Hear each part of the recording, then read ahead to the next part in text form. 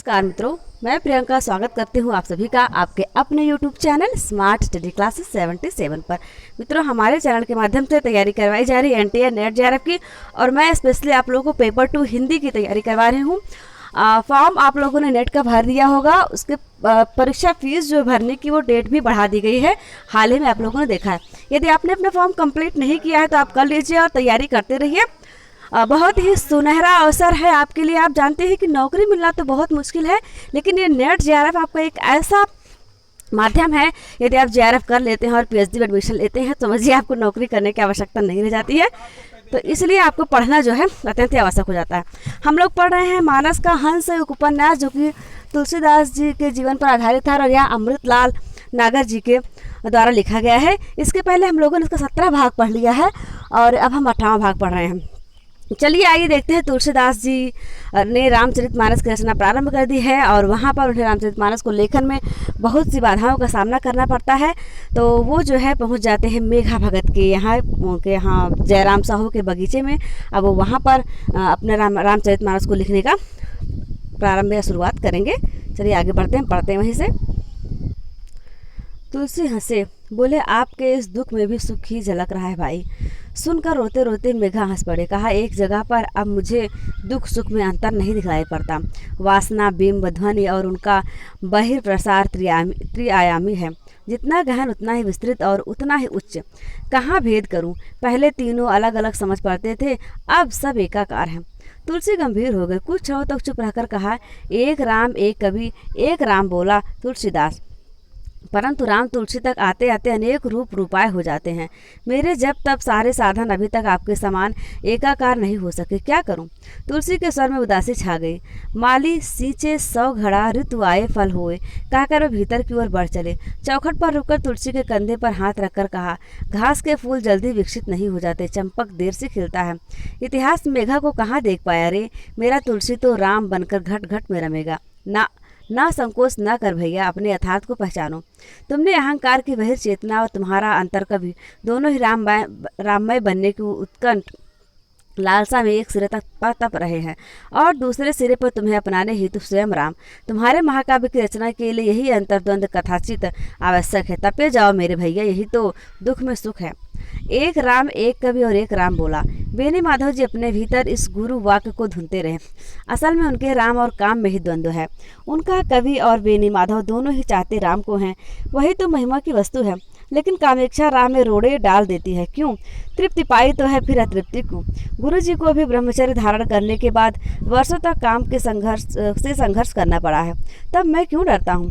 गुरु जी ने अपने भक्त और कवि के अंतर्द्वंद का भी सुंदर निरूपण उस दिन मेरे सामने किया था। अयोध्या कांड की रचना करते समय वे अपनी काव्यकला निपुणता के प्रति जितने निष्ठावान रहे उतने राम भक्ति में लय न रहे। उन्होंने अयोध्या अपनी रचना के चुराए जाने वाले प्रसंग से यूं अर्थबोध ग्रहण किया था। अपने काशी के अनुभव में भी उनके लिए नियति से तीखी तकराहटें ही मिली, फिर भी वे अपने महाकाव्य की रचना में लगन के साथ लगे रहे। वह निष्ठा जो इस मन को व्यर्थ संघर्षरत न बनाकर रचनात्मक कार्य में जुटाए रखती है, मुझे क्यों नहीं मिलती? कैसे पाऊँ?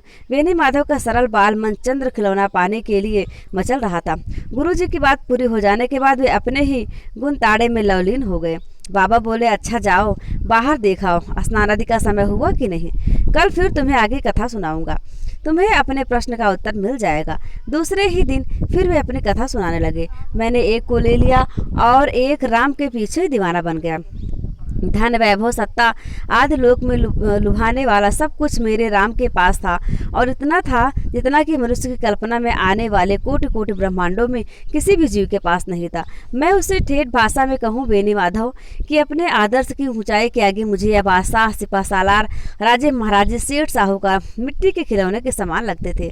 मेरे सृजनशील अहंग को जो शक्तियाँ हीनता का बोध करा सकती थी वे तुच्छ बन गई। ऐसे ही कामादि वृत्ति रूपी असुर भी मेरे सृजनशील अहंग को तुच्छ नहीं बना सकता था।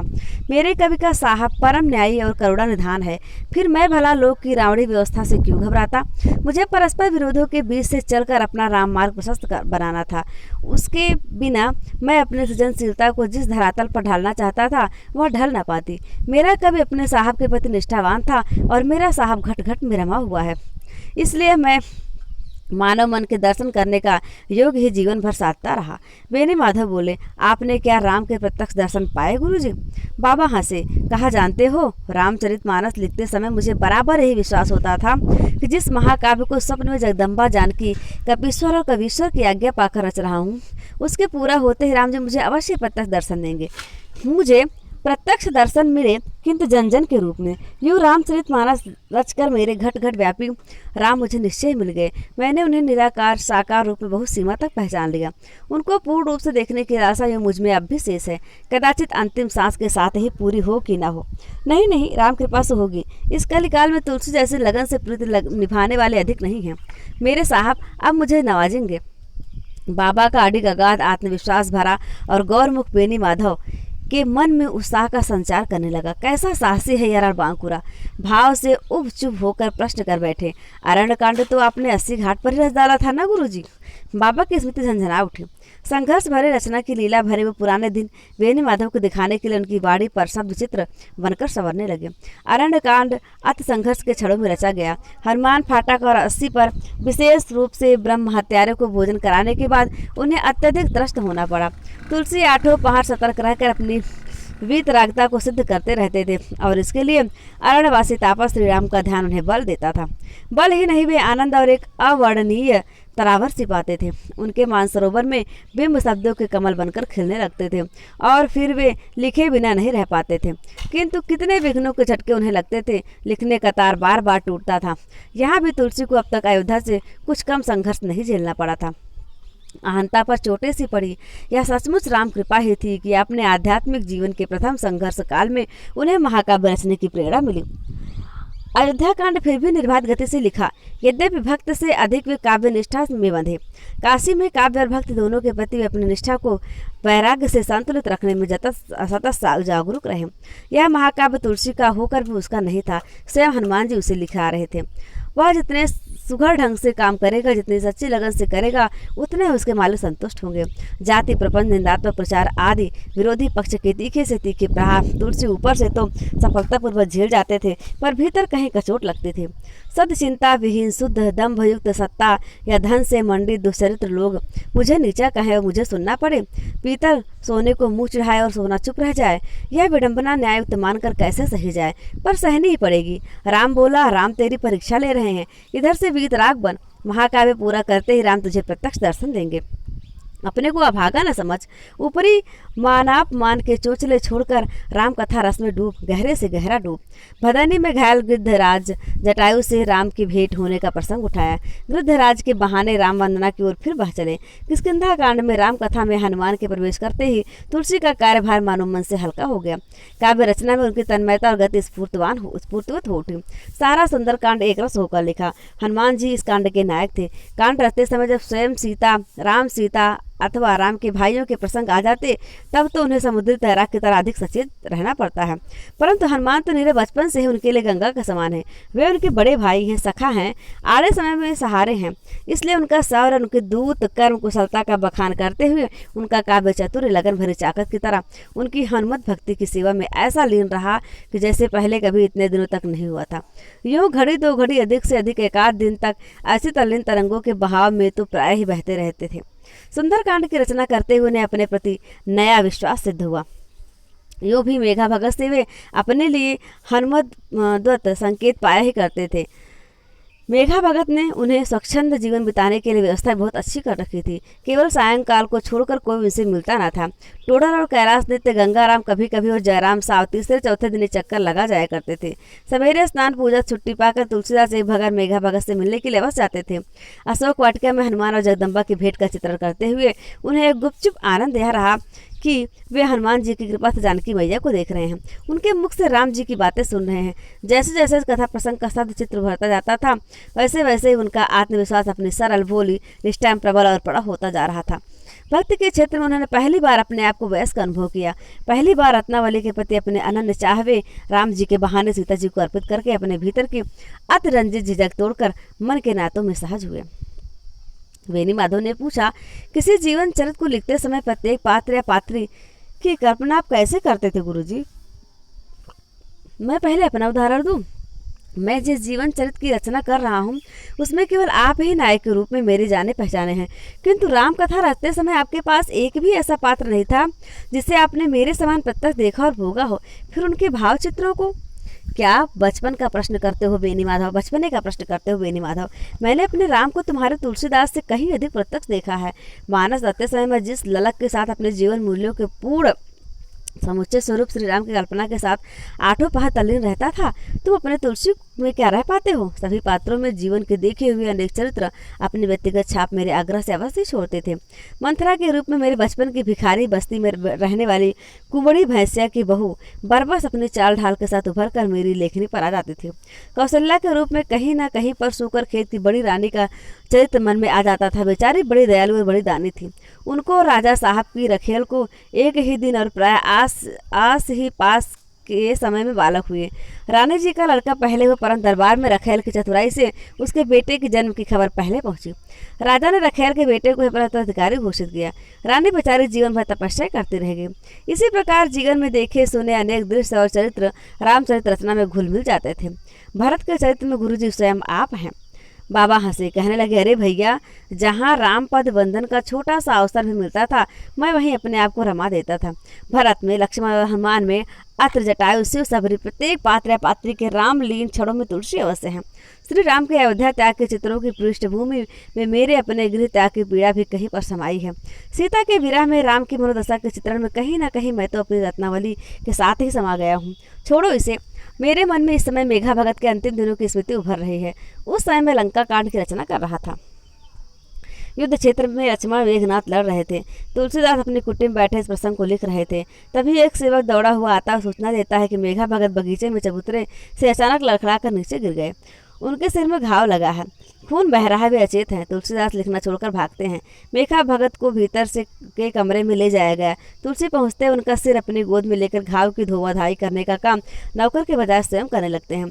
थोड़ी देर में जयराम साहू, कैलाश, 2-3 वैद्य और भगत जी के कई भक्तों का जमाव जुट जाता है। औषधि उपचार होता है, किंतु भगत जी की चेतना नहीं लौटती है। उन्हें तीव्र ज्वर चढ़ाया है। वैद्य जी जौनपुर के किसी वैद्य का पता बतलाते हैं। जयराम साहू के खर्चे पर कैलाश नाथ उन्हें बुलाने के लिए जौनपुर भेजे जाते हैं।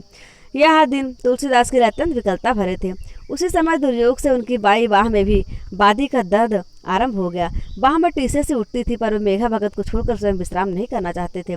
रात का समय था। वैद्य की प्रतीक्षा में व्याकुल तुलसी अचेत मेघा भगत के सिरहाने बैठे उनकी बाह अपनी गोद में रखे सहलाते हुए आंखें मूंदे हुए युद्ध क्षेत्र में राम की गोद में अचेत पड़े लक्ष्मण को देख रहे थे। उनकी व्याकुलता राम के मुखारबिंद से काव्य बनकर फूटने लगी। लक्ष्मण के प्रति विलाप करते समय राम के वे भाव मेरे विकल क्षणों से ही उमंगे थे। श्री लक्ष्मण के वैद्य को आना था। हनुमान जी की संजीवनी बूटी का प्रभाव उन पर होना था, क्योंकि वह तो अवतारी पुरुष की कथा थी। परंतु मेरे मेघा भाई बच सके। उसी अचेतावस्था में वो 2 दिन बाद रामलीन हो गए। मेरा रामचरितमानस उनके सामने पूरा नहीं हो सका, इसका मुझे दुख है।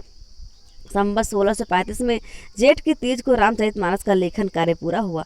उस दिन हमारे मन में अपार संतोष था। तुमसे सत्य कहता हूँ बेनी माधव, जब अंतिम दोहा रखते समय मैंने प्रार्थना की कि कामी ही नारी प्यार जिमी, लोभ ही प्रिय जिम दाम, ऐसे ही रघुवंश मही, प्रिय लागहु मोहि राम। उस समय मुझे ऐसा लगा कि राम मेरे आगे ऐसे खड़े जैसे प्रत्यक्ष आ गए हों। मैं भावाभिभूत होकर लेखनी पृथ्वी छोड़कर उनके चरणों में नत हुआ, और ऐसा करते ही मेरे राम अंतर ध्यान हो गए। काशी के भदारी क्षेत्र में कुटिया जहाँ बैठकर मैंने रामायण पूरी की थी, ऐसे दिव्य भीनी सुगंध से भर गई कि वर्षों बाद आज के स्मरण मात्र से वह मेरे मन में महक उठी है। पर उस स्वरूप दर्शन की चाह जो एक बार देखा था अभी तक शेष बनी है। मेरे मरते मरते एक बार अपना मुख दिखला दे। हे राम, आपके स्वभाव, गुणशील, महिमा और प्रभाव को शिव, हनुमान, भरत और लखनलाल ने ही भली भांति पहचाना था। मैंने भी आज पहचान लिया। तुम्हारे नाम के प्रताप से तुलसी जैसा दीन भागा भी रामायण रचना का यह कार्य संपन्न कर सका। अब एक बार और उदार हो जाइए। मरते मरते आंखों में आपकी दिव्य छवि भरकर जी छक्कर जाऊं। अपने लिए आपसे केवल यही मांग रहा हूँ। बाबा इतने भावाभिभूत हो गए थे कि बेनी माधव देखते रह गए। उन्हें स्पष्ट लग रहा था गुरुजी इस समय अपनी काय में नहीं है। उनका ध्यान सब ओर से निकलकर एक में केंद्रित है। बंद आंखों से पहले तो आंसू निकलते रहे, फिर शांति छा गई। बेनी माधव को लगता था कि सामने कोई व्यक्ति नहीं बल्कि दिव्य प्रकाशपुंज बैठा है। उस समय फिर कोई बात न हो सकी। रात ने बाबा के पैर दबाते समय संत बेनी माधव ने उनसे प्रश्न किया, गुरुजी एक बात पूछूं? पूछो। रत्ना मैया फिर आपसे मिली थी? तुलसीदास पल भर चुप रहे, फिर कहा, हूँ। यही काशी में? हाँ। क्या उस प्रसंग के संबंध में कुछ बतलाने कृपा करेंगे? बाबा चुप रहे। उनके मौन को तोड़ने का साहस संत में नहीं था, इसलिए मन मारकर गुरुपद सेवा में तल्लीन हो गए। थोड़ी देर बाद बाबा अनायास से बोले, आज भी सोचता हूँ कि मैंने जीवन में एक महत अपराध किया, किंतु उस समय ऐसा करने के लिए मैं विवश था। तुलसी अपनी कोठरी के आगे फुलवारी में गंभीर किंतु संतोष भरी मुद्रा में टहल रहे थे। रह रहकर उनका सिर उठकर कुछ देखने लगता है, मानो उन्हें किसी की प्रतीक्षा है। वे कभी कभी विकल होकर आकाश को देखते हुए गिड़गिड़ाते हैं। मुख मुद्रा दीन बन जाती है। उनका चेहरा देखकर लगता है कि मन में कुछ तरंगे मचल मचल कर आपस में मिलकर कोई भंवर सा बना रही हैं। सहसा झाड़ी के पीछे किसी की पच्चाप सुनाई दी। तुलसी के कान बावले होकर ऊंचे उठे। झुरमुट के पीछे से एक मनुष्यकार आता हुआ दिखलाई दिया। आंखों की चमक झलक देखते मंद पड़ गई। मुंह से हल्की निराशा के साथ आप ही आप निकल पड़ा। अरे यह तो टोडर हैं। पीछे और भी लोग थे। जयराम साहू, पंडित गंगाराम और टोडर साथ साथ आए थे। नमस्कार, प्रणाम। आशीर्वाद आदि की क्रिया संपन्न हो जाने पर टोडर बोले, हम एक प्रस्ताव लेकर आपकी सेवा में आए हैं। क्या प्रस्ताव है? इस बार गंगाराम बोले, तुमने रामचरितमानस ऐसा महाकाव्य रचने में सचमुच अथक परिश्रम किया है और राम जी की कृपा से रसित हुए हो। अब हमारा विचार यह है कि तुम्हें कुछ विश्राम भी मिलना चाहिए। तुलसी हंसे, कहा, इन बीते 4 वर्षों मानस रचना के क्षण ही मेरे खरे विश्राम के क्षण रहे हैं। मेरा मन इस समय हरा भरा है गंगाराम। जयराम बोले, फिर भी विश्राम तो आपको अवश्य ही करना चाहिए महाराज। आपको हमसे इन दिनों में कोई सेवा नहीं ली, केवल फलाहार दूध पान करके ही रहे। मैं समझता हूँ कि अब तो आपको अन्न ग्रहण करना चाहिए, थोड़ी सेवा भी स्वीकार करनी चाहिए। अरे तब तो मैं मोटा हो जाऊँगा। मेरा तप ही मेरा आनंद है भाई, उससे मुझसे क्यों छीनते हो? ना ना, यह सब बातें छोड़िए। अब चतुर्मास लगने वाला है। मैं सब गृहस्थों के बीच में कहीं मानस कथा सुनाना चाहता हूँ, उससे मुझे आनंद आएगा। टोडर बोले, मैं जो प्रस्ताव लेकर आया उसके पीछे आपकी रामायण कथा वाली बात मूल रूप से मेरे मन में है महात्मा जी। तुम्हारा प्रस्ताव क्या है? टोडर सावधान होकर कहने लगी, बात यह है कि पंडित गंगाराम को देखकर आप ही बतलाएं ज्योतिष जी। तुलसीदास बोले, ऐसी क्या बात है भाई, कहने में इतना संकोच क्यों? गंगाराम बोले, संकोच इसलिए कि तुम कदाचित प्रस्ताव सुनकर बिगड़ न जाओ, पर हम लोगों ने जब बात को हर तरह से मत लिया है तभी कहने आए हैं। बात यह है कि लोकार्क कुंड पर एक वैष्णव मठ है। मठ क्या है, हमारे टोडर की एक नातेदार बुढ़िया थी, वह एक गोसाई जी को अपना घर पूर्ण कर गई थी। गोसाई जी बड़े भक्त विद्वान पुरुष थे। उन्होंने 4-5 शिष्यों को भी रख छोड़ा था। अब वे तो गोलोकवासी हो चुके हैं। मठ में गोस्वामी पद के लिए झगड़ा है। वहाँ जो कुछ पैसा आता है वह प्राय टोडर की बिरादरी वालों से आता है। वे गोसाई जी के शिष्यों में किसी को उस पद के योग्य नहीं समझते। अब या तो मठ बंद कर दिया जाए या किसी योग्य व्यक्ति को उस पद पर बिठलाया जाए। तो तुम लोगों ने मुझे चुना। मैं राम कृपा से गोस्वामी बन तो रहा हूँ, किंतु अभी इस पद को सिद्ध नहीं कर पाया, अतः तुम्हारा प्रस्ताव मुझे अमान्य है। जयराम बोले, देखिए महाराज, अपने मन से आप चाहे वहाँ तक न पहुँचे हो या न पहुँचे हो, पर काशी के लोग आपको पुराने जमाने के बड़े बड़े ऋषि मुनियों के समान ही मानते हैं। टोडर राम जी ने तो औचक में आपका नाम अपने बिरादरी वालों के सामने दे दिया, पर सब के सब तब से इनके पीछे पड़ गए हैं। लोलार्क कुंड मोहल्ले में यह खबर फैल चुकी है कि आप आ रहे हैं, और क्या छोटा क्या बड़ा महाराज, सबके मनों में इस समाचार से बड़ी खुशी छा गई है। यह सब ठीक है, किंतु मैं इस प्रपंच में नहीं पढ़ूंगा। मठ में मंदिर भी होगा? हाँ महात्मा जी, स्वाभाविक रूप से कृष्ण मंदिर होगा। हाँ, टोडर के मन में भी यह संकोच आया था और उन्होंने मेरे सामने यह प्रश्न उठाया था, पर मैंने कहा, तुम्हारे मन में राम कृष्ण का भेदभाव नहीं है, तुम कृष्ण पूजन करा के भी राम भक्त बने रह सकते हो। तुमने ठीक कहा गंगाराम, परंतु देखो तुलसी, दीन दुखी जन समाज में तुम्हारा महत्व अवश्य बढ़ गया, पर यहाँ का प्रतिष्ठित नागरिक वर्ग यहाँ के दुष्टों के प्रचार के कारण अभी तुम्हारे संपर्क में आने संकोच करता है। देखो, बुरा न माना तुलसी, भद्र वर्गीय दृष्टि से तुम अभी प्रतिष्ठित नहीं हो। सुनकर तुलसी उखड़े, कुछ तीखे स्वर में कहा, तो मुझे भला उसकी चिंता है? राम करे तुम सब लोग, यहाँ का सारा भद्र समाज धन और पदों का ऐश्वर्य भोगता हुआ सिर्फ प्रतिष्ठित रहे, पर तुलसी भी क्या किसी से कम है? 3 गांठ कौपीन में बिन भाजी बिन लौन, तुलसी मन संतोष जो इंद्र बापुरे कौन। तुलसीदास के चेहरे की तमक देखकर टोडर हाथ जोड़कर बोले, देखिए महात्मा जी, प्रश्न आपका नहीं, आपके रचे इस महाकाव्य का है। दुष्टों के कुप्रचार से इसकी प्रतिष्ठा को आँच नहीं आनी चाहिए। तो क्या चाहते हो तुम लोग, मैं गोसाऊं बन जाऊं? हाँ महाराज, जयराम बोले, देखिए महात्मा जी, शंकराचार्य महाराज ने भी सुना है मठ स्थापित किए थे। उनकी परंपरा के शंकराचार्य सन्यासी होकर भी सोने के सिंहासन पर विराजते हैं, सोने की खड़ाओं पहनते हैं, इससे लोक पर उचित प्रभाव पड़ता है। गंगाराम बोले, हमारा कहना मान लो तुलसी, तुम इस मठ के गोसाई बन जाओ। गोसाई तुलसी की रामायण का प्रभाव संत तुलसीदास की रामायण से अधिक अच्छा पड़ेगा। तुलसीदास सिर झुकाकर चुप हो गए। मन बोला, भाग तुलसी, यहाँ से भाग। गंगाराम बोले, सामाजिक प्रतिष्ठा नितांत आवश्यक है तुलसीदास, किंतु लोक धर्मी व्यक्ति को उसकी अवहेलना नहीं करनी चाहिए। नीति यही कहती है।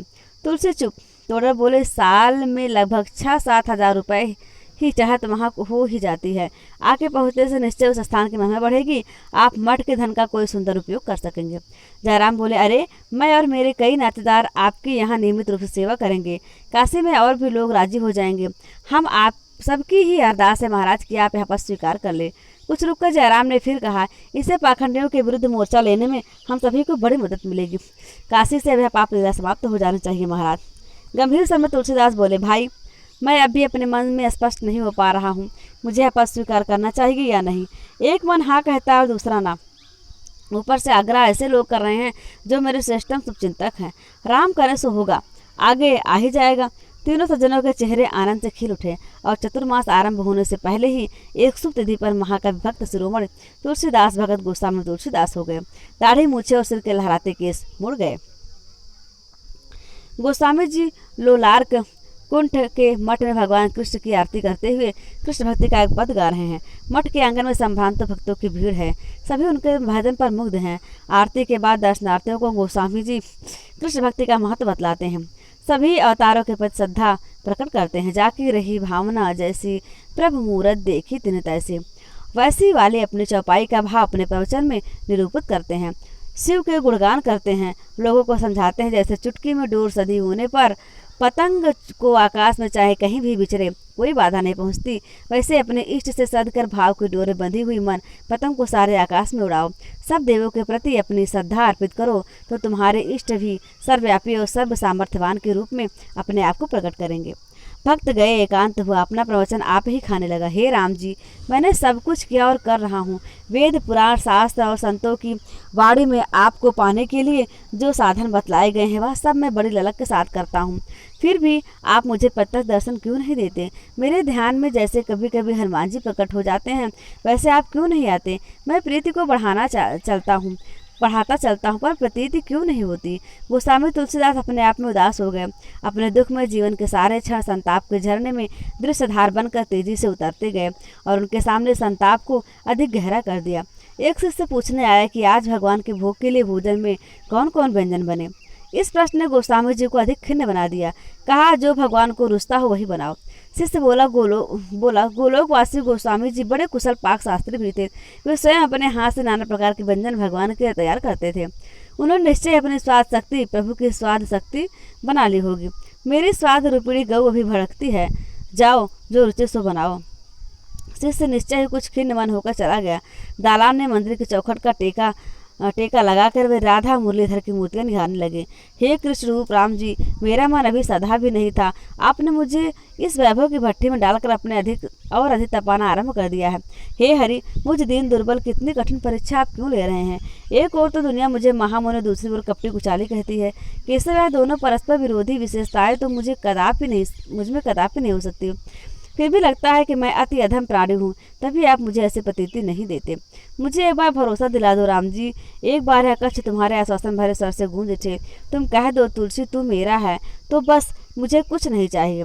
मुझे केवल आपका भरोसा, आपका सानिध्य चाहिए। इस प्रतीक्षा में कि भगवान अब अवश्य बोलेंगे। सीधे साधे भावुक तुलसीदास जी युगल मूर्ति की ओर टटके लगाकर भिखारी जैसे दीन मुद्रा में देखने लगे। विक्रमपुर से राजा भगत पधारे हैं। नाम सुनते ही तुलसीदास का उदास भाव तिरोहित हो गया। प्रसन्न और उत्साहित होकर बोले, कहाँ है राजा? कहकर वे मंदिर वाले दलान से बाहर आए और आंगन पार करते फाटक को तेजी से बढ़ चले। देहली की चौखट पर पैर रखते उत्साह ठिठक गया। राजा तो साथ थे ही रत्नावली भी थी। उनका तपोपूत मुख पहले से अधिक दिव्य लग रहा था। रत्नावली ने एक बार पति की आंखों से आंखें मिलाई। राजा भगत दाढ़ी केस विहीन तुलसीदास के नए रूप को चकित दृष्टि देखते हाथ फैलाकर आगे बढ़े। अरे भैया, तुम तो एकदम बदल गए। परंतु तुलसीदास का उत्साह ठंडा पड़ चुका था। औपचारिक आलिंगन करके तुरंत अपने आप को मुक्त कर लिया। किंचित रूखे स्वर में पूछा, इन्हें क्यों लाए? रत्नावली तब तक तेजी से आगे बढ़कर उनके पैरों में गिर चुकी थी। तुलसीदास ने अपने पैरों पर रत्नावली की उंगलियों का स्पर्श अनुभव किया। उस स्पर्श में इतनी तृप्ति थी कि पल भर के लिए मन से राम बिसर गए। रोज ठहर न पाया। मृदुल स्वर में राजा से कहा, भीतर चलो, विश्राम करो, फिर बातें होंगी। शिष्य की ओर देखे, प्रभुदत्त आज्ञा सरकार, अपनी माता जी को ऊपर कक्ष में पहुंचा दो। भगत जी के रहने की व्यवस्था मेरी बगल वाली कोठरी में करो। माता जी यदि गंगा स्नान के लिए जाना चाहे तो किसी को उनके साथ भेज दो। रत्नावली जी के चेहरे पर पति के इन शब्दों से ने संतोष की आभा प्रदान कर दी। नहा धोकर रत्नावली मठ में लौट आई। राजा भगत गंगा जी से ही अपने एक काशी स्थित नातेदार हृदय अहिर से मिलने के लिए चले गए। मठ के सारे शिष्यों और सेवकों को तब तक मालूम हो चुका था कि गोस्वामी जी की पत्नी आई हैं। सभी उनके प्रति अपना आदर प्रकट कर रहे थे। एक बार तुलसीदास ने किसी भृत्य से माता जी के संबंध में पूछा तो पता चला कि वह रसोई घर में रसोइयों की सहायता दे रही हैं। तुलसीदास के मन पर संतोष के भाव ने छाना चाहा पर छा न सका, लेकिन किसी प्रकार का असंतोष भी मन में न जागा। वे भागवत बाँचते रहे। भोजन के समय रसोई में वर्षों पूर्व नित्य मिलने वाला स्वाद आज फिर मिला। संतोष हुआ। राजा ने उन्हें गांव जवार में सबकी खैर खबर पूछी। अपने रामायण रचने की बात, अयोध्या, मिथिला और सीतामढ़ी और यात्राओं की चर्चा भी उनसे की, पर रत्नावली के संबंध में एक भी शब्द न पूछा। दूसरे दिन टोडर आए। तुलसीदास ने उनसे राजा भगत का परिचय करा और पत्नी के आने की सूचना भी दी। तुलसीदास बोले, गंगाराम को इस बात की सूचना दे देना। हम चाहेंगे कि रत्नावली हमारे बाल मित्र की धर्म पत्नी के प्रति अपना आदर प्रकट करने जाएं। टोडर उल्लसित स्वर में बोले, हाँ हाँ, वह जाएंगी और मेरे यहाँ भी पधारेंगी। जिस दिन गठजोड़े से महात्मा जी की जूठन धरती गिरने का सौभाग्य मेरे घर को मिलेगा, उस दिन मेरा जन्म सार्थक हो जाएगा। 2-4 दिन बीत गए। इस बीच में तुलसी और रत्ना का आमना सामना एक बार भी न हुआ। तुलसी चाहते थे कि उन्हें हिरते फिरते रत्नावली की सूरत देखने का मौका मिल जाए, पर रत्नावली ने सतर्कता पूर्वक अपने आप को उनकी दृष्टि से बचाया। हाँ, भोजन के समय उन्हें अपनी थाली में हर व्यंजन में रत्नावली के हाथ का स्पर्श मालूम पड़ता था। वे थाली के सामने बैठकर बार बार रत्नावली की छवि के साथ अपने मन में बंध जाते थे। पंडित गंगाराम के यहाँ सूचना पहुंची तो रत्नावली को लिवा लाने के लिए तुरंत उनके यहाँ से पालकी आ गई। रत्नावली प्रहलाद घाट गई तो भोजन का वह स्वाद भी चला गया। रात के समय में राजा बैठे हुए धर्म चर्चा कर रहे थे। रसोइया 2 गिलासों में दूध लेकर आया। तुलसीदास बोले, अरे भाई गोसाई, क्या बना हूँ कि 8 पहर तर माल चापते चापते दुखी हो गया हूँ। एक घूंट पिया, मलाई चापते हुए बनाया, फिर मुस्कुराए, कहा, वाह रे राम जी, कहाँ तो वह एक दिन था कि कटोरी भर छाछ पाने के लिए मैं ललाता था, और कहाँ अभी सोंधे दूध की मलाई को खाते खुनस लगती है। राजा बोले, काहे खुनसाते हो भैया, तुम्हारे जिभ्या से राम भगवान जी स्वाद लेते हैं। गोसाइयों में हमें यही बात तो अच्छी लगती है कि गोसाई लोग दुनिया का हर भोग राजी होकर ग्रहण करते हैं, पर अपने स्वाद और सुख को भगवान का मानकर ही चलते हैं। गोस्वामी जी महाराज चुप रहे, दूध पीते रहे। बात में उन्हें राजा के मन का हल्का सा संकेत मिल गया था। उन्होंने तुरंत ही राजा भगत की मनोधारा का मुहाना बंद करने का निश्चय किया। कहा, है तो यहाँ ऊंची बात पर खरा गोस्वामी ही इस पानी पर बिना पैर भिगाए चल सकता है। पूर्ण गोस्वामी तो पाने के लिए मैं अभी तक राम जी की ड्योढ़ी का भिखारी हूँ। राजा तुलसी का पैतरा समझ गए। उन्होंने अपने पक्ष को दृढ़ता से प्रस्तुत करने की ठानी। कहने लगा, 2 तपस्वी जब मिल जाते हैं तो दोनों को एक दूसरे से आगे बढ़ने का हौसला मिलता है। तुम्हारी तपस्या तो भैया सारा जग देख रहा है, पर हम तो भौजी का तप देख देख कर अपने मन को ठिकाने पर ला पाए हैं। इस कलिकाल में ऐसा कठिन योग साधने वाले जोगिन मैंने नहीं देखी। तुलसी चुप रहे। रत्नावली कठिन साधना के प्रति अपने मित्र के यह उद्गार सुनकर उन्हें भला लगा। उन्हें वैसा ही संतोष हो जैसा कि अपने संबंध में सुनकर होता, और यह संतोष जिस तेजी से अपने चरम बिंदु पर पहुंचा, उससे ही मन का पर्दा फड़फड़ाकर पलट भी गया। उन्होंने अपने आप को कस लिया। कुछ क्षणों के लिए भूला हुआ राम नाम फिर से घट में गूंजना आरंभ कर दिया। राजा कह रहे थे, गांव में तुम्हारी रुचि की रसोई बनाती रही और किसी भूखे कंगले को खिलाती थी। आप बिना चिपड़ी बिना साग भाजी के 2 रोटी खाकर अपने दिन बिताते हैं।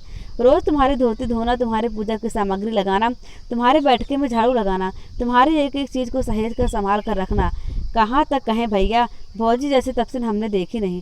तुम घर से निकल गए, पर उन्होंने अपनी भक्ति से तुम्हें अभी तक घर में ही बांध रखा है। मन का राम शब्द राजा की बातों से उपजे संतोष से बीच बीच में फिर बरसने लगा। यहाँ आने पर रत्नावली की देखी हुई एक झलक उनके मन में दृश्य पट पर बार बार आने लगी। पर्दा दर पर्दा मन में इच्छा भी होने लगी कि एक बार उन्हें फिर देखें, बातें करें। मन के इस गुदगुदाहट से राम शब्द फिर प्रबल हुआ। वे दूध का गिलास रखकर कुल्ला करने के बहाने उठ पड़े। एक मन कह रहा था चेत और दूसरा रत्नावली की मनुष्य निहारने में ही अटका हुआ था। कुल्ला करके दोनों जने जब फिर अपनी अपनी चौकी पर बैठे तो राजा ने कहा, सीता जी के बिना राम जी कभी सुखी नहीं रह पाए। तुमसे अधिक भला और कौन समझ सकता है। तुमने तो सारी रामायण रच डाली है। जब रावण उन्हें हर ले गया था तो भी, जब उन्होंने उन्हें धोबी की निंदा कर वाल्मीकि मुनि के आश्रम में भेज दिया था तब भी राम जी सुखी न रह पाए। बायां अंग जब कट जाए तब दायां भला कैसे सुख पा सकता है। तुलसीदास को यह बातें कहीं पर अच्छी लग रही थी और कहीं वे इस ओर से उचटने का प्रयत्न भी कर रहे थे। थाली का बैगन कभी इधर लुटत्ता कभी उधर। तुलसी ने लेटकर चादर तानते हुए राजा की वाग्धारा को आगे बढ़ने से रोकने के लिए कहा, अच्छा, अब हम विश्राम करेंगे। लेट गए, चद्दर तान ली, करवट बदल ली, राम नाम भी जपना आरंभ कर दिया। पर रत्नावली उनके मन से न हटी। इच्छा होने लगी कि रत्नावली उनके पास आए, उनसे अपना दुख सुख कहे। मैं राम के लिए तड़पता हुआ मेरे लिए। राम जी कदाचित मुझे इसलिए दर्शन नहीं दे रहे हैं कि मैं रत्नावली से निष्ठाई बरत रहा हूँ। रख लूँ अपने पास, उन्हें मन संतोष मिलेगा तो कदाचित राम जी भी मेरे पर दयालु हो जाएंगे। तुलसी का मन कभी वह पोह में रहता और कभी झटके के साथ उस मोह से अपने को उबार कर राम पद में लीन होने का प्रयत्न करता। उन्हें रात में अच्छी नींद न आई। सवेरे पंडित गंगाराम के यहाँ से न्योता आया। उन्होंने कहला दिया कि वे नहीं आएंगे। टोडर आए तो उन्होंने अपना प्रस्ताव दोहराया। कहा, महात्मा जी, आप दोनों ही एक दिन मेरी कुटिया पर अवश्य पधारेंगे। तुलसीदास को लगा कि राम उनकी परीक्षा लेने के लिए प्रस्ताव टोडर के मुख से कह रहे हैं। वो बोले, विरक्त अब फिर से राग के बंधन में नहीं बन सकता। आप उन्हें वहीं रहने दें महात्मा जी। बात भूरी भी न हो पाई थी, गोस्वामी जी ने झटके से काट दिया और उत्तेजित स्वर में बोले, क्या तुम चाहते हो कि मैं अपने अथवा अपने पत्नी के सुख के लिए समाज की आस्था को अधर में ही लटका दूं? यह असंभव टोडर। क्षमा करें महात्मा जी, किंतु इससे लोगों की आस्था क्यों बिखरेगी? वल्लभ गोस्वामी की घर गृहस्थी उनके साथ रहती थी, फिर भी उन्होंने मोक्ष लाभ लिया। तुलसी ने मीठी झिड़की देते हुए कहा, तुम समझते क्यों नहीं टोडर? आज का समय वल्लभाचार्य जी के दिनों जैसा नहीं है। कबीरदास जी वाला समय भी बीत गया। यह घोर कलिकाल है। नैतिकता का इतना ह्रास हो गया कि उसे यदि एक स्तर तक उठाया ना जाए रखा जाएगा तो फिर सारा संसार अनैतिकता के लपेट में आए बिना कदापि न रह सकेगा। टोडर चुप हो गए। राजा भगत ने इस बार तुलसी रत्नावली का मेल कराने के लिए पूरा षड्यंत्र रचा था। उन्होंने पंडित गंगाराम टोडर, यहाँ तक कैलाश कवि को भी अपने पक्ष में कर लिया था। गंगाराम आए, उन्होंने कहा, कैलाश आए, उन्होंने कहा, मठ में रहने वाले शिष्यों ने भी कहा, माताजी परम विदुषी हैं, उनके यहाँ रहने से हमारे अध्ययन में बड़ी सहायता मिलेगी। तुलसी सुनते ऊपर से विरोध भी करते, परंतु उनका मन कहता कि रत्नावली को पास रखकर यदि अपना ध्यान साधे तो अधिक सुगम रहेगा। काम विकार कभी न कभी मुझे सता तो जाता ही है, इससे कहीं अच्छा होगा कि मेरा यह विकार धर्म सम्मत होकर ही शांत रहे। मन का हाला डोला उन्हें तहस नहस तरह तरह से मदद करने लगा। एक दिन नाथू नाऊ जब उनके बाल बनाने आए तो उसी समय मठ के द्वार पर रत्नावली जी की पालकी भी आ गई। रत्नावली जी पालकी से उतर कर ऊपर चली गई। नाथू गोसाई जी की सेवा में पहुंचा। उनके चरणों में ढोका देकर उसने अपनी किस्मत से उस तरह और पत्थर निकालकर उस तरह को पहनाना शुरू किया। एक भृत्य ने आकर गोसाई जी को पंडित गंगाराम के घर से माता जी के लौट आने का समाचार दिया। तुलसीदास के चेहरे पर संतोष की आभा चमकी। बोले, श्रवण, उनसे बराबर पूछताछ करते रहना, उनकी सेवा में कोई कमी न आए। भृत्य श्रवण के अच्छा महाराज जी कहकर जाते ही पानी कटोरी लेकर गोस्वामी जी के पास आते हुए नाथू बोला, माता जी आ गई सरकार, यह बड़ा शुभ भया। तुलसीदास चुप रहे। उन्हें भी उस समय सुख का अनुभव हो रहा था। गोसाई जी की ठोड़ी को पानी से तर करके मीचते हुए नाथू ने फिर अपना राग आलापा। ये दुनिया वाले बड़े कमीने होते हैं महाराज, कलयुग में सबका मन काला हो गया। तुलसी आंखें नीचे मौन बैठे सुखानुभव करते रहे। नाथू ने बात को फिर आगे बढ़ाया। जब से माताजी काशी आई हैं तब से लोग रोज बाग हमसे पूछते हैं कि नथु, माताजी अब क्या यहीं रहेंगी? अब हम क्या कहें सरकार जी? अरे माताजी यहाँ रहें चाहे ना रहें, भला पूछो, भला तुम्हारे बाप का क्या आता जाता है? बड़ी हवेली के गोसाई महाराज भी तो गृहस्थ हैं, पर नहीं, उनको कोई कुछ न कहेगा। आपके लिए लोग रोक टोक करते हैं, कहते हैं 4 दिन की चांदनी फिर अंधेरा पाक है। अब ये भी तपस्या छोड़कर भोग विलास में। तुलसीदास के मन में संतोष और सुख का महल बालू की दीवार से ढह पड़ा। वे उत्तेजित हो गए। बोले, इस प्रसंग को वहीं पर समाप्त कर दो नथु। सयाना नाऊ गोस्वामी जी का रुख देकर शाम को चुपचाप अपने काम में लग गया। तुलसीदास के मनोलोक में अंधड़ उठने लगे। कभी अपने ऊपर, कभी दुनिया पर, कभी रत्नावली राजा पर क्रोध आता। वे उनकी शांति भंग करने के लिए यहाँ क्यों लाए? हजामत बनती रही। सिर और गालों पर उस तरह चलता रहा। बार बार पानी मीजा जाता रहा। तुलसीदास का मन इस तरह बाहरी क्रियाओं से अलिप्त होकर अपनी करुणा से आप ही विगलित होने लगा। मन जब अपनी विगलता को सह न पाया तो अपनी आदत के अनुसार राम जी के चरणों में शांति पाने के लिए दौड़ पड़ा। हे दीन बंधु, सुख सिंधु, कृपा कर कारुणिक रघुराई, सुनिए नाथ, मेरा मन त्रिविध ताप से जल रहा है। वह बौरा गया है। कभी योगाभ्यास करता है, कभी वह सठ भोग विलास में फंस जाता है। वह कभी कठोर और कभी दयावान बन जाता है, कभी दीन, कभी मूर्ख कंगाल और कभी घमंडी राजा बन जाता है। वह कभी पाखंडी बनता है और कभी ज्ञानी। हे देव, मेरे मन को यह संसार विविध प्रकार सता रहा है। कभी धन का लाल सताता है, कभी शत्रु भय सताता है और कभी जगत को नारी में देखने लगता है। मैं अपने मन से बड़ा ही दुखी हूँ रघुनाथ। संयम, जप, तप, नियम, धर्म, व्रत आदि सारी औषधियाँ करके हार चुका, किंतु वह मेरे काबू में नहीं आ रहा है। कृपा करके उसे निरोगी बनाइए। अपने चरणों की अटल भक्ति देकर उसे शांत कीजिए। नाथ, मैं अब बहुत बहुत तप चुका हूँ। बंद आंखों से आंसू टपकने लगे। नाथू ने जो यह देखा तो अपना उस्तरा रोक दिया। उसके उस्तरा और हाथ का आसपास हटते ही तुलसीदास बाहरी होश में आ गए। भरी हुई आंखें खोलकर बाहर देखा, फिर पास रखे अंगोछे से आंखें पोंछ कर बोले, तो अपना काम करो नथु, मेरा मन तो राम बावला है, कभी हंसता है कभी रोता है। नाथू जब अपना काम करके जाने लगा तो तुलसीदास बोले, अब जो कोई तुमसे पूछे तो कह देना माता जी अपने मुँह बस 4 दिन के लिए आई है, शीघ्र ही चली जाएंगी। काहे महाराज, रहे ना। 2 ही दिनों में मट के सारे लोग उनकी बड़ाई करने लगे। गोसाई लोग तो गृहस्थाश्रमी होते ही हैं। मैं दूसरे गोसाइयों की तरह अनीति की चाल पर कदापि नहीं चल सकता। मैंने गृहस्थाश्रम त्याग किया सो किया। उनके चेहरे पर हट भरी अहंकता दमक उठी। थोड़ी देर के बाद उन्होंने नौकर को बुलाकर रत्ना जी को कहलवाया कि वे शीघ्र से शीघ्र राजापुर लौट जाएं।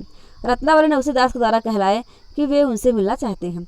एक बार तुलसीदास जी का मन हुआ कि मना कर दे, फिर कहते कहते थम गए और कहा, भेज दो, कोठरी का पर्दा गिरा दो और उनके बैठने के लिए बाहर आसन बिछा दो। रत्नावली आई, अपने और पति देव के बीच में टंगे हुए पर्दे को देखा, सिर झुका खड़ी हो गई। पल भर बाद हल्के से खखारा, धीमे स्वर में कहा, जय सिया राम, जय सिया राम। बाहर आसन बिछा होगा, विराजो, मैं आपके दर्शन भी नहीं कर सकती। तुलसी एकाएक उत्तर न दे सके। कुछ रुककर शांत स्वर में कहा, लोक धर्म बड़ा कठिन होता है देवी। व्यर्थ निंदा से बचने के लिए राम जी को जगदम्बा का त्याग करना पड़ा था। तुम घर कब लौट रही हो? मैं अब काशी में ही रहना चाहती हूँ। नहीं, मैं मठ में नहीं रहूंगी। पंडित गंगाराम जी की गृहिणी ने मुझे गंगाराम टोडर के यहाँ तुम्हारा रहना उचित नहीं होगा। मैं स्वयं भी यह उचित नहीं समझती। अलग घर लेकर रहूंगी। नहीं। रत्नावली का टूटता मन उनके चेहरे पर दिखलाई पड़ने लगा। गिड़गिड़ाकर बोली, मैं यहाँ आपको कष्ट देने के लिए कभी नहीं आऊँगी, कभी आपके सामने नहीं पड़ूंगी, आपके तप में कोई बाधा न डालूंगी। नहीं, तब भी नहीं। आप राम जी का सानिध्य चाहते हैं, यदि ये भी इसी तरह आपसे ना कह दें तो। सुनकर तुलसी एक बार निरुत्तर हो गए। मन लड़खड़ाया, परंतु तुरंत ही उसे कसकर कहा, श्री राम और सधम तुलसी में अंतर है। लोक का चरित्र गिरा हुआ उसे उठाने का कामना रखने वालों को कठिन त्याग करना होगा। लोक कल्याण के लिए तुम भी तपो देवी। अब इस जन्म में हमारा तुम्हारा साथ नहीं हो सकता। पर्दे के दोनों ओर कुछ देर तक चुप्पी रही। फिर रत्नावली के रुधे हुए स्वर में कहा, जो आज्ञा, मैं कल ही चले जाऊंगी। पर्दे के उस पार फिर चुप्पी छा गई। कुछ पलों के बाद रत्नावली ने कहा, जाने से पहले एक बार चरण स्पर्श करने की। मेरा मन अभी दुर्बल है देवी, तुम्हारे स्पर्श से मेरी तपस्या पर आँच आ जाएगी। जो आज्ञा। गला रुंध गया।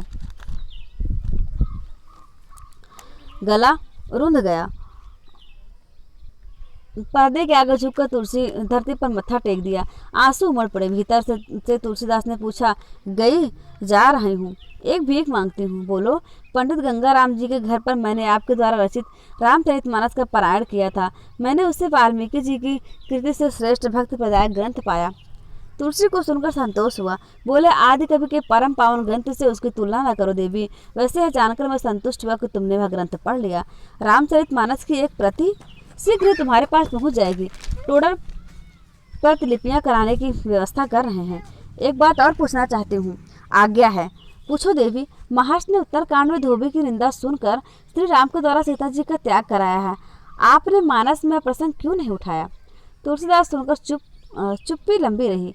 यदि मेरा प्रश्न अनुचित हो तो क्षमा करें। नहीं, तुम्हारा प्रश्न जितना सहज है, मेरे लिए उसका उत्तर देना उतना सरल नहीं है। कोई बात नहीं, जाती हूँ। उत्तर सुन जाओ देवी। मैं तुमसे कुछ न छिपाऊंगा। जो अन्याय मैं तुम्हारे प्रति कर सका वह मेरे रामचंद्र जगदम्बा के प्रति नहीं कर सकते थे। रत्नावली की आंखें बरस पड़ी। कुछ देर रुककर तुलसी गोसाई ने पूछा, गई? रुदन कंपित स्वर में रत्ना बोली, जा रही हूँ। रो रही हो रत्ना? संतोष के आंसू हैं। अब न बहाओ देवी, नहीं तो मेरे मन का धैर्य और संतोष बढ़ जाएगा। सेवक का धर्म कठिन होता है, कहकर गोसाई जी ने गहरी ठंडी सांस झील दी। जाती हूँ, एक भिक्षा और मांग लूँ? मांगो। मेरी मृत्यु से पहले एक बार मुझे अपना श्रीमुख दिखलाने की कृपा करें। वचन देता हूँ, आऊँगा। रत्ना चली गई। उसका जाना मुझसे शत्रुता रखने वाले लोगों की रोष वृद्धि का एक और प्रबल कारण बन गया। क्यों गुरुजी? बेनी माधव ने पूछा। गृहस्थ गोस्वामियों को लगा कि ऐसा करके मैंने उनकी मान प्रतिष्ठा को गिराया है। उनके लिए यह सब सोचना कदाचित स्वाभाविक ही था। पापी लोग पुण्यशील महात्माओं के नैसर्गिक शत्रु होते ही हैं। तो उन्होंने किस प्रकार से आपका विरोध किया गुरुजी? पहला विरोध मठ की अर्थव्यवस्था को भंग करने की चेष्टा के रूप में हुआ। मठ के द्वार पर दो संड मुसंड वैरागी चौखट के दोनों ओर बैठे थे। उनमें से एक प्रातःकाल दर्शन करने और प्रवचन सुनने के लिए आई हुई नर नारियों की छोटी सी भीड़ को बड़े रूप के साथ संबोधित कर रहा था। यहाँ कोई मत आओ, यह धर्म का नहीं वरन अधर्म का मठ है। नए गोस्वामी के आगमन से यहाँ पापाचार बहुत अधिक बढ़ गया है।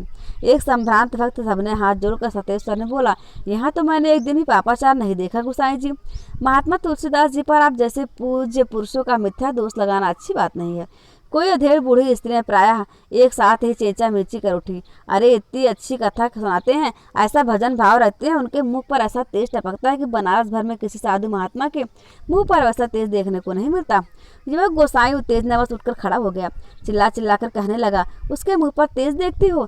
तेल फुलाल से अपना मुंह चमका के ढोंग रचाने वाला पापी जिसे तेजवान महात्मा दिखाई पड़े वह मूर्ख है।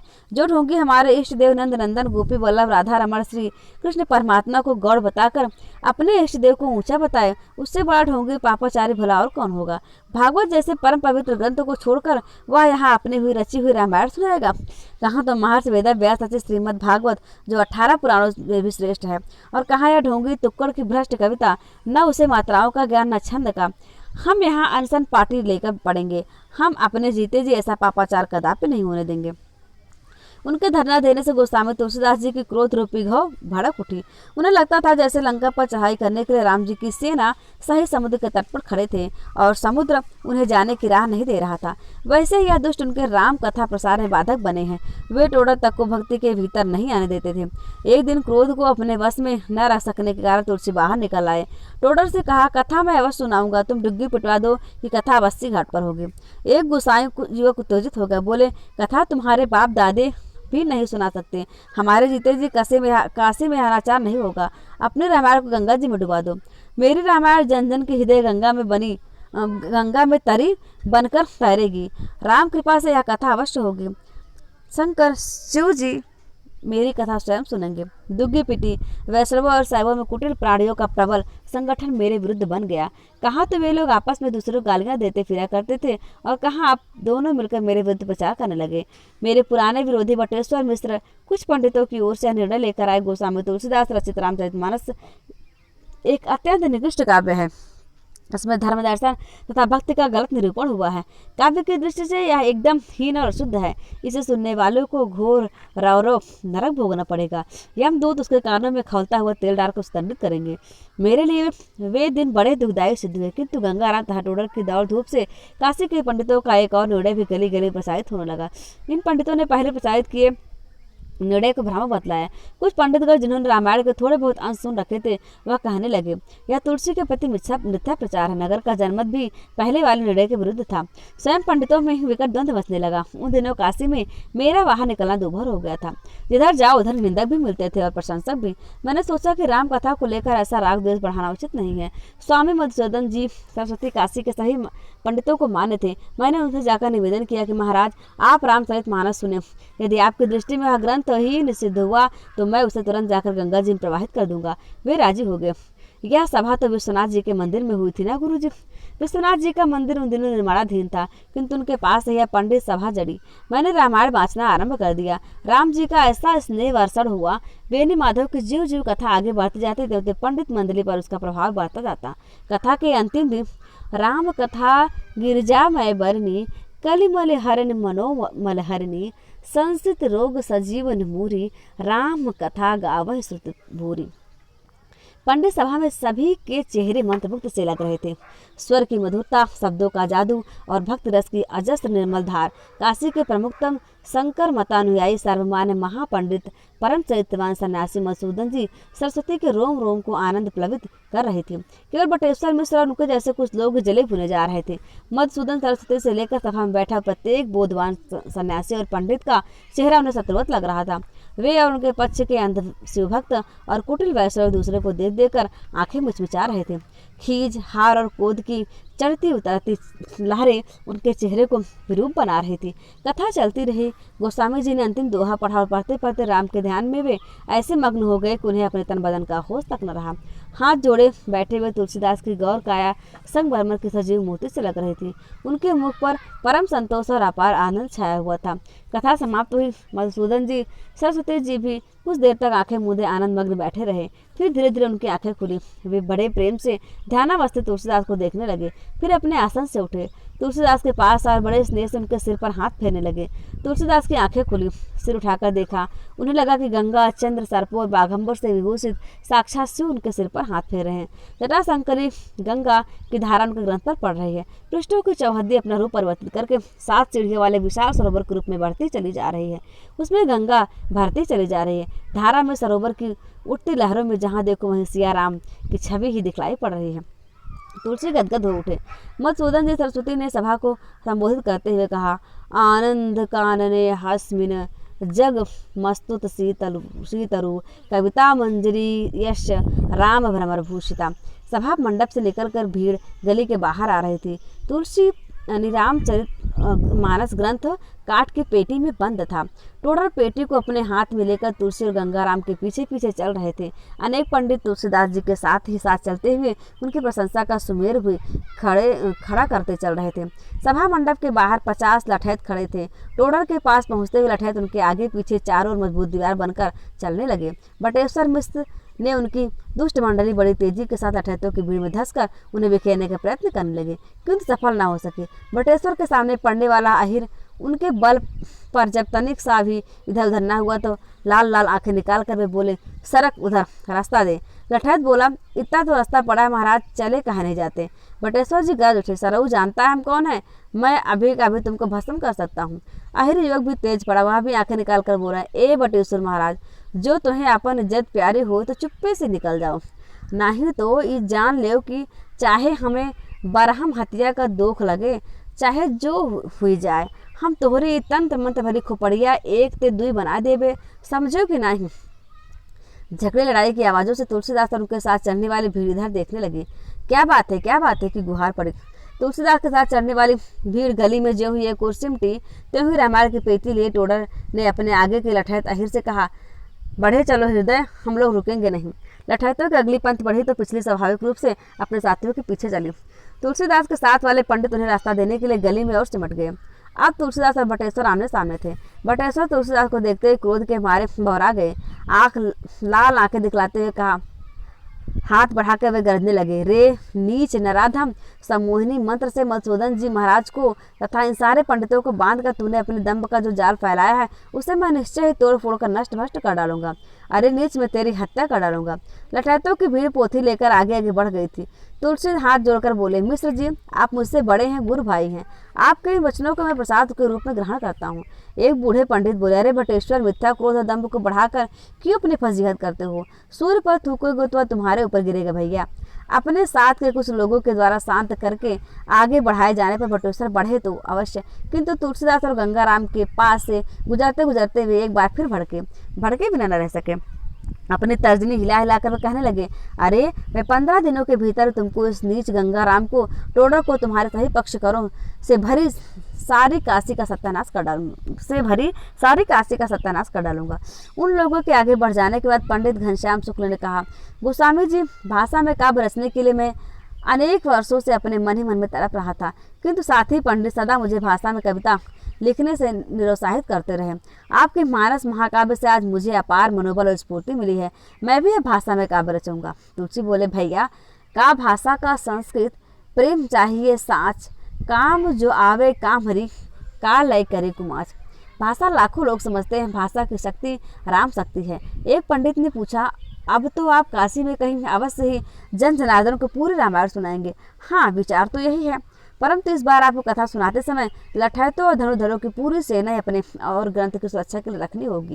काशी के अनेक धनी मानी सज्जन और उनके पिट्ठू बहुत से हाकिम हुक्काम भी इन लोगों के साथ हैं। आपके द्वारा गली गली में ये जो अखाड़े खुलवाए गए हैं और युवक का दल जिस तरह आपके साथ संगठित हो रहा है, उसे आप लोग फूटी आंखों से भी नहीं देख पा रहे हैं। हाँ महाराज, सावधान रहिएगा, ये दुष्ट लोग जो न कर डाले सो थोड़ा है। मैं सावधान हूँ घनश्याम, तथा सावधान रहने के लिए ही मैं राम को अपने मन में समाये रखता हूँ। चिंता न करो बंधु, इस बार काशी में मैं नए ढंग से रामायण सुनाऊंगा। मठ के अपने वाले दालान में गोस्वामी तुलसीदास अपने मित्र मंडली टोडर, कैलाशनाथ और गंगाराम के साथ विराजमान है। तुलसीदास बात आरंभ करते हुए बोले, मैंने आपको आज एक विशेष कारण से बुलाया है। मैंने खूब दत्तचित्त होकर सोच विचार कर एक निर्णय लिया है। मैं यह मठाधीशता अब छोड़ना चाहता हूँ। टोडर बोलने की विकलता में आगे बढ़ गए और अपने दोनों हाथ आगे की ओर बढ़ाकर बोले, कोई निर्णय लेने से पहले तनिक मेरी भी सुन लीजिएगा। यह माना कि गोसाइयों के प्रबल विरोध से इस मठ की आमदनी को धक्का पहुंचा है, पर आप चिंतित न हों। चाहे इस मठ के सारे सहायक उन दुष्ट के बहकावे में आकर सहायता देना बंद कर दें, तब भी आपका यह सेवक अपने जीते जी कुल खर्चा उठाने को तैयार है। कैलाश बोले, टोडर जी, जहाँ तक मैं समझता हूँ तुलसीदास का दृष्टिकोण आपका दृष्टिकोण सर्वथा अलग है। उन्होंने किसी दूसरे कारण से निर्णय लिया है। क्यों तुलसी, मैं गलत तो नहीं कह रहा हूँ? तुलसी बोले, जो कारण टोडर के ध्यान में आया है वह अंशतया ठीक है, पर तुमने सही कहा, मूल कारण और है। मैं यह रजोगुणी परिवेश अब सह नहीं पाता गंगाराम, यह मुझे आठों याम खलता है। टोडर, मैं 80 घाट पर तुम्हारे बनवाए हुए अपने उसी प्राचीन स्थान पर लौट जाना चाहता हूँ। वहाँ हर प्रकार का आदमी आठों याम मेरे पास स्वतंत्रता पूर्वक आ सकेगा। मेरी वह गली गली घूमने और नाम प्रचार करने की पुरानी परिपाटी अब फिर से आरंभ होगी, तभी मुझे सुख मिलेगा। गंगाराम बोले, टोडर, सूर्य को कोठरी में बंद नहीं किया जा सकता। यह जैसा जीवन बिताना चाहता है वैसे बिताने दो। कैलाश बोले, यह जब तक अपने घट घट व्यापी राम से न मिलते रहे तब तक इनका योग पूरा नहीं होता। मैं इन्हें सदा से जानता हूँ। तुलसीदास मुस्कुराए, बोले, कवि के साथ प्रारंभ ने मुझे कथावाचक भी बनाया है। मैं रामायण सुनाना चाहता हूँ और नाम प्रचार करना चाहता हूँ। आज के थके हारे, हर तरह से टूटे बुझे हुए जनजीवन को इस आस्था से भर देना चाहता हूँ कि न्याय, धर्म, त्याग और शील आज भी इस जग में विद्यमान है। कोई चिंगारी को छोटा न समझे, वह किसी भी समय अनुकूल परिस्थितियाँ पाकर निश्चय ही महाज्वाला बन जाएगी। राम थे, राम हैं, राम सदा रहेंगे और इस पृथ्वी पर एक दिन राम राज्य आकर रहेगा।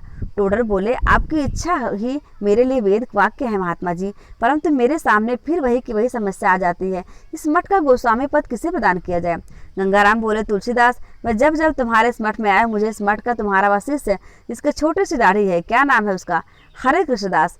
कहते हुए तुलसीदास की आंखों में चमक आ गई। कहा, तुमने ठीक सोचा, मूल मथुरावासी है, शांत शिष्ट और भावुक है। टोडर बोले, यह तो पहले भी था महात्मा जी, किंतु लोग कहते हैं वह अभी बहुत युवक है। तुलसी हल्की झिड़की देते हुए बोले, यह बेकार का तर्क है, उसकी आयु 35-36 वर्ष से कम तो नहीं है। तुम चिंता न करो, मैं तुम्हारे बिरादरी वालों को समझ लूंगा। मेरे जाने से कुछ लोगों को अन्य गोसाइयों के प्रभाव में निश्चय संतुष्ट होंगे और हरे कृष्णदास का नाम सहर्ष स्वीकार कर लेंगे। मैं फिर से 80 घाट पर आ गया। अखाड़े पर अब पहले से अधिक जमाव होता था। टोडर ने एक भवन में मेरे लिए रहने की सुखद व्यवस्था कर दी। मैं जो पहुंचा तो पुराने लोग बड़े प्रसन्न हुए। नगर में अपने सभी पुराने परिचितों से सत्संगतापूर्वक घूम कर मिलना आरंभ किया। विश्वनाथ मंदिर की गली में तुलसीदास एक बर्तन वाले की दुकान पर बैठे हैं। गली में आते जाते लोगों की छोटी सी भीड़ उनके पास खड़ी है। सब लोग बड़े प्रसन्न हैं। गोस्वामी जी हंसकर कह रहे हैं, बन के पंछी को चाहे सोने के पिंजरा में क्यों न बिठा दो, हीरे मोती मानिक जड़ी कटोरी में दाना पानी क्यों न दो, पर उससे वह सुख नहीं मिलता जो डाल डाल पर डोल डालकर चाहने मिलता है। एक निर्धन फटे हाल सा आदमी जो गली में खड़ा हुआ था बोला, ठीक कहा गोसाई जी, अरे नामी गिरामी बड़े बड़े दिग्गजों में एक आप तो रहे जिन्हें हम अपना समझते रहे, और आप भी नालकी पालकी में चढ़कर तुरही नरसिंह के साथ आने जाने लगे तो हमारा सच्ची मानो मन का सारा मजा चौपट हो गया रहा गोसाई जी। अब हमें फिर से लगा कि नहीं, जो हमारा है सो हमारा ही है। जियो महाराज, जुग जुग जियो महाराज। दूसरा बोला, महाराज जी आप कहीं अपनी वह रामायण बाँचिए ना, जिसके पीछे पंडितों में इतने अखाड़े दंगल हुए हैं। सभी ने एक साथ उल्लसित स्वर में कहा, हाँ हाँ। मित्रों, आज हम यहाँ तक पढ़ते हैं और संभवतः हम लोग उपन्यास की समाप्ति पर हैं। इसके बाद जो है वो अगला भाग, एक भाग और आएगा और उसके बाद आपका यह 19 भागों में यह उपन्यास जो है वो पूर्ण हो जाएगा। फिर हम नया उपन्यास को प्रारंभ करेंगे या फिर नाटक, देखते हैं क्या पढ़ाना है आप लोग। सब पढ़ाना है, पढ़ने का यह क्रम चलता रहेगा और आप लोग ज़िंदगी में आगे बढ़ते रहिए, पढ़ते रहिए, स्वस्थ रहिए, मस्त रहिए, अपना और अपनों का ख्याल रखिए, हंसते रहिए, मुस्कुराते रहिए और हाँ, थोड़ा हमारे चैनल को सब्सक्राइब भी कर लीजिए। ठीक है, नमस्कार, धन्यवाद, जय हिंद, जय भारत।